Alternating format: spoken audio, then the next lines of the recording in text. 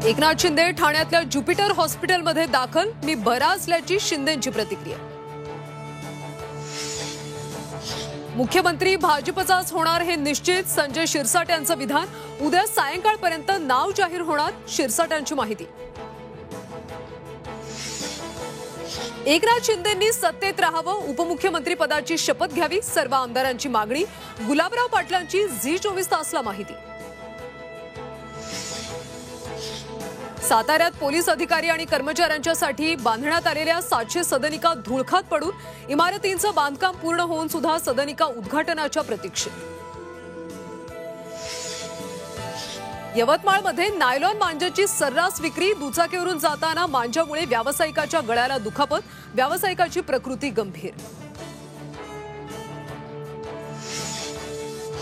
बेंगल चक्रीवादळाचा तळ कोकणातही परिणाम, सिंधुदुर्गात अनेक ठिकाणी पावसाच्या हलक्या सरी, पावसामुळे आंबा काजू उत्पादक धास्तावले।